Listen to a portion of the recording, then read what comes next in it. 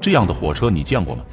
这是孟加拉达卡，由于座位短缺，人们只能挂在车顶，极其危险，每年都会造成大量的人员伤亡事故。这是穿过海里的火车，随时可能被海水吞没。火车有时也并不安全，让我们来看世界上最危险的10条铁路。第10，泰国死亡铁路。死亡铁路是日本在第2次世界大战期间为了占领缅甸修建连接泰国曼谷和缅甸仰光的铁路，它是聚集了成千上万战俘修建的。死亡铁路的名称也是由于修建时战俘的高死亡率和沿线惨烈的地理环境而命名。直到现在，它一直是泰国著名的历史景点之一。这个工程总共募集约40万人进行施工，但由于过度疲劳等原因，死亡人数超过10万。全线415公里的路，平均每修筑1公里，就有近300人献出生命。死亡铁路依山而建，一边是高山，一边是奔流的贵河，完全用最原始的工具搭建出来的支架撑住。2战之后，死亡铁路几乎完全报废，之后泰国重建了一部分。第9，拉梅斯瓦拉姆线。位于印度金奈的拉梅斯瓦拉姆线是一条非常美丽的火车线路，在这段旅程上，你会经过印度始建于1914年的第1条跨海大桥，全长6776米，是班本岛与印度大陆的主要连接通道。这座大桥上的铁轨经常被海水淹没，可能还会遭遇可怕的大风的影响。由于这是一段危险的旅程，火车在过桥时只能以每小时15英里的速度行驶，过桥则需要1个小时的时间。如果你在暴风雨中在车上待很长时间的话，不免心里有点发虚。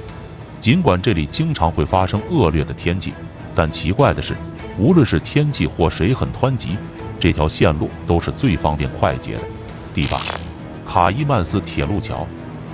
卡伊曼斯铁路桥是南非有史以来建造的第1座曲线桥，它为乘客提供了观赏河边美景的机会，多年来已成为一个热门的旅游景点。大桥本身长210米，高36米，上面的落差非常令人震撼，也非常恐怖。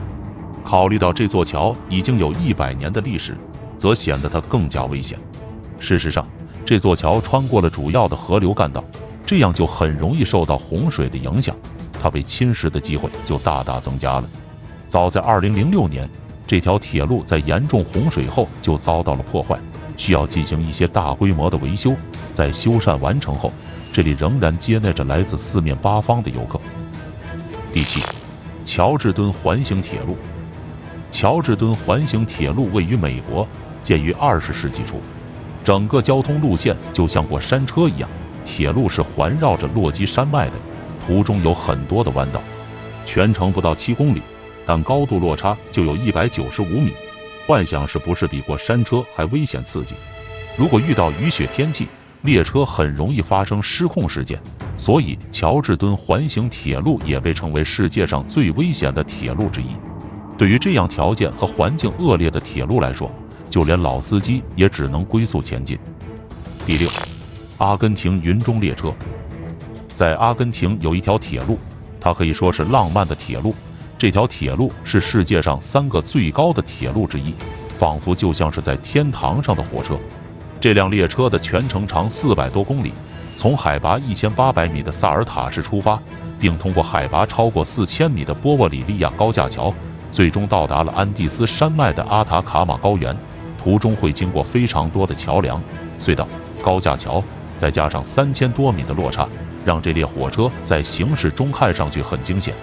云中火车由于地形问题，还有太高的因素，足足花了27年才建造完成。但是在2006年，由于安全问题，云中火车被迫停止运行。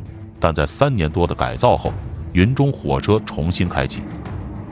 第5，厄瓜多尔魔鬼之鼻。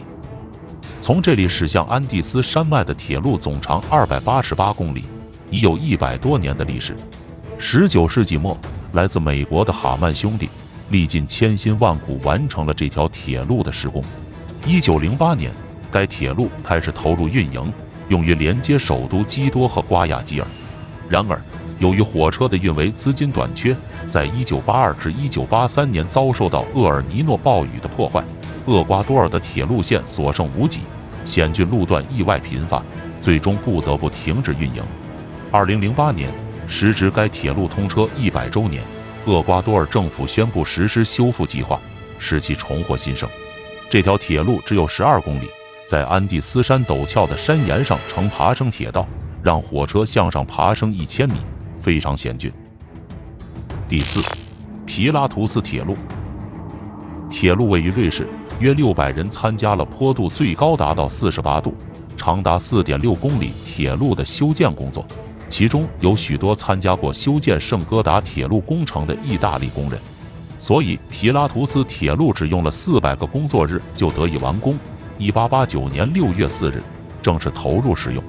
它是世界上最陡峭的齿轨铁路。该线从卢塞恩湖畔的阿尔卑纳赫施塔德，海拔2132米。尽管非常危险，但壮美的雪山风光每年都吸引成千上万的世界各地游客来此观光旅游。虽经100年的风风雨雨，仍像一条威武雄壮的巨龙，横亘在皮拉图斯雪山上，忠实地为到此的世界游客服务。这条铁路的修建历尽千辛万苦，克服了种种难以想象的困难，成为世界铁路史的又一大奇迹。第3，林茅斯悬崖铁路。这条铁路线常被比作过山车，因为它穿过了陡峭的悬崖，分隔了英国的林顿和林茅斯城。这条铁路在19世纪末采用了第一台机车，尽管它建在陡峭的悬崖上，但这条铁路仅用了3年的时间就建成了。它提供了2辆可容纳80人的车厢。尽管它可能为许多人提供了通勤的方便，但这里的景色更像是一个主题公园。车厢由于要爬上高山，因此他们必须以特别慢的速度移动。沿途的景色非常绚丽，令人惊叹。尽管林茅斯悬崖铁路是一个非常受欢迎的旅游景点，绝对值得一游，但请不要往下看，因为它会让你感到摇摇欲坠。第2，库兰观光列车。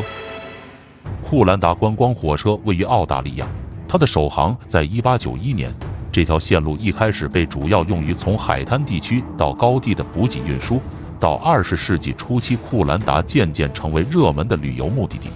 铁路总长75.1公里，在施工初期被分为3段工程建设，其中一段13.2公里和3段37.4公里的项目相对比较容易，第2段工程非常有挑战性，因为沿线会经过茂密的丛林、陡峭的山谷等复杂地形。完工时建成包括15个隧道、93个弯道以及许多复杂的桥梁工程。单程需要1小时45分钟，每天2班，可以在路上看到美丽的瀑布和峡谷风景。沿途还有各种各样的毒蛇或蜘蛛出没，景色宜人的同时，还夹杂着一丝丝的恐惧，令人流连忘返。第1，孟加拉达卡。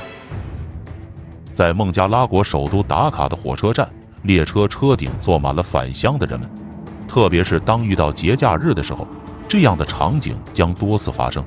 作为印度的邻居，孟加拉国国土面积约为14.7万平方公里，人口总人数却达到了1.6亿人。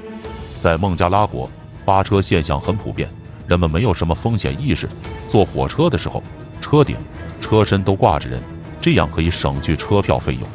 一辆火车扒几万人，开挂能力比印度强。很多人扒火车，车顶、车两边都坐满了人，还未必有空位。达卡的火车大多是上个世纪留下来的，还有一些是西方国家淘汰不用了的，把这些淘汰品当作礼物送给了孟加拉国。这些火车都比较破旧，运行在同样破旧的铁轨上面，慢慢吞吞的。鉴于孟加拉国的国力有限，要想等到这个局面彻底改变，恐怕还需要很长一段时间。你坐过这样的火车吗？觉得它们危险吗？欢迎在评论区写下你的看法。我是所长，感谢收看，我们下期再见。